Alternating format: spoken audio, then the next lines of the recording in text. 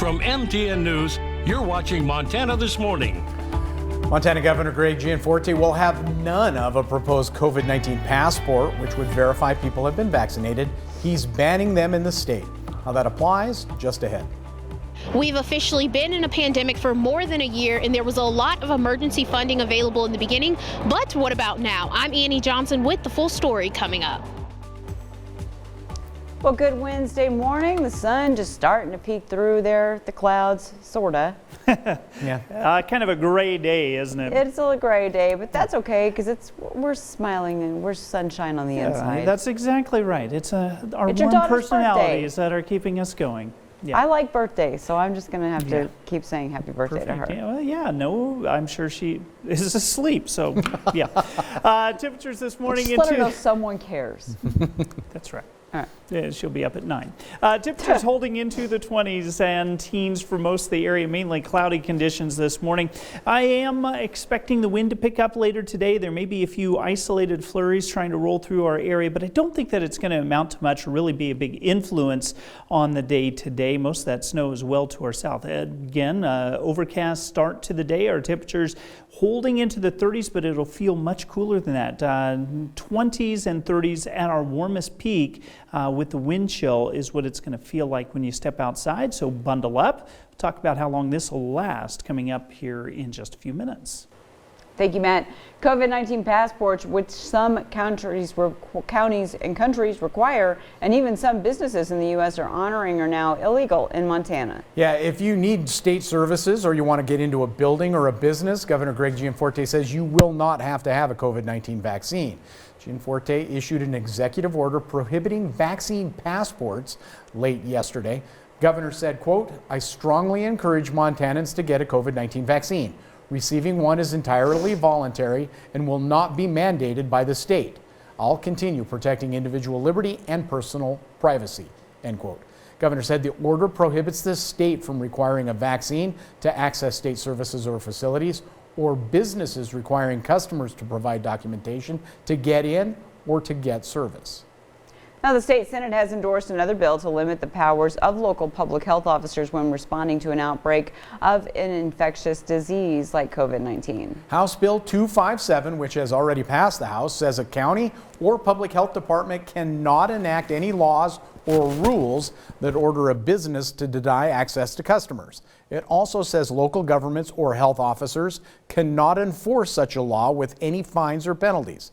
Opponents of the bill say it essentially ties the hands of local health officials trying to limit the spread of infectious disease.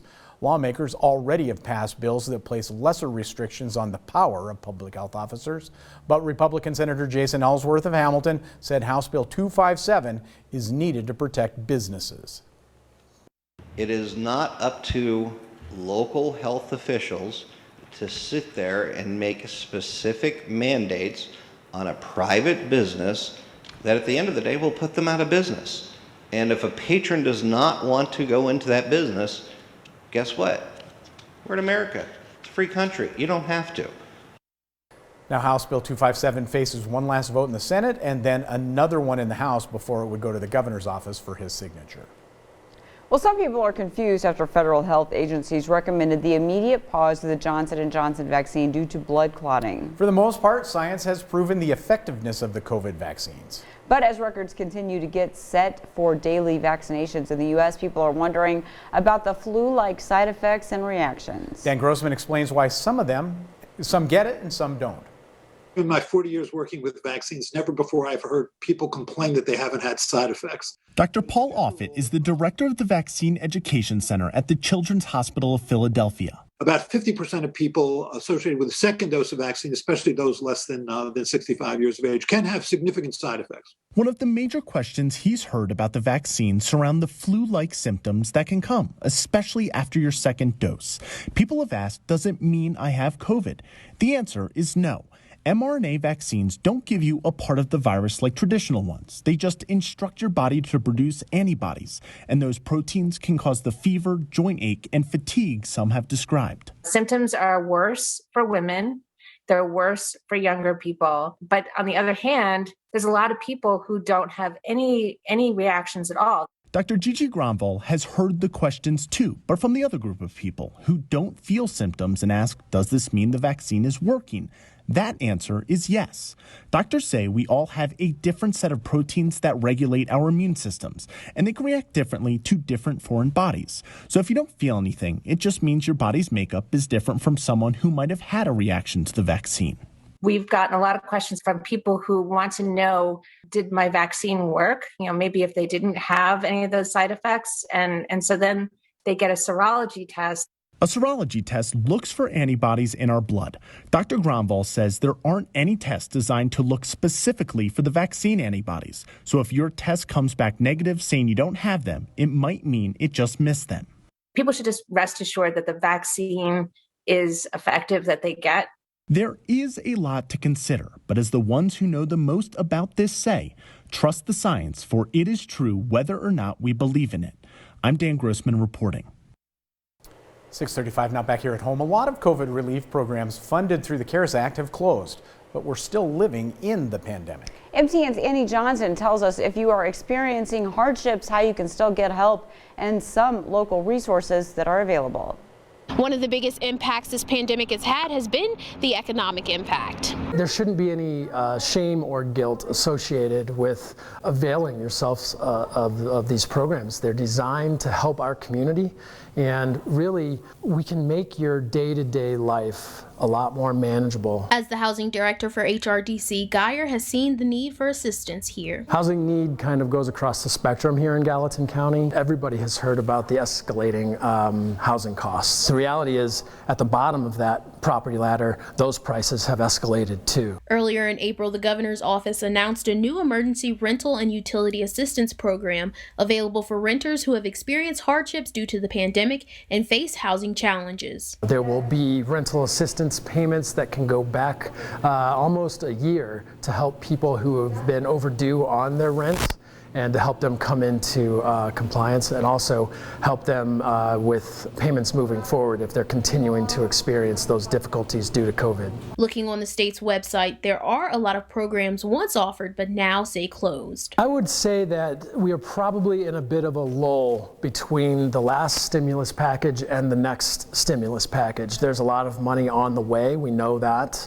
Our legislators are just currently kind of deciding how they want to dole those dollars out.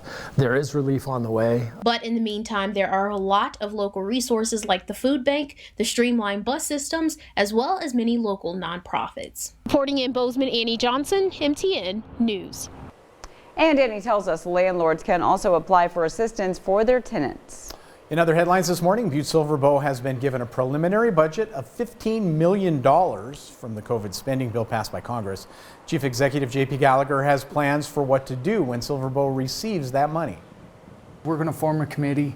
We're going to look at major projects that we can really impact our community and to utilize the funding the best way possible.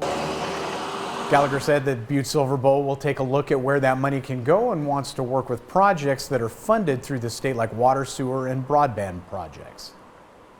Well, elected officials from the U.S. and Canada are coming together to express concerns over President Joe Biden's decision to temporarily stop construction of the Keystone XL pipeline.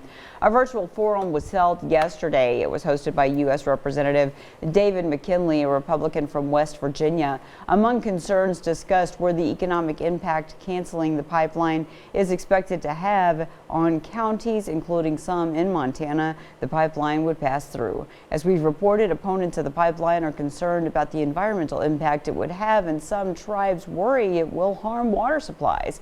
Montana Attorney General Austin Knudsen spoke during the forum, saying the president doesn't have the authority to shut down the pipeline.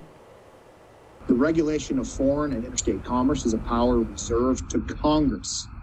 That means the president's actions here are unconstitutional. He can't simply step in and kill an entire dual nation and multi-state system of commerce. Now we have a link to the forum in this story on our website, as well as much more of our coverage of the pipeline. And I'm sure we have not heard the last of that yet. By no means. No. Well, coming up here, the Summer Olympics in Tokyo, just 100 days away.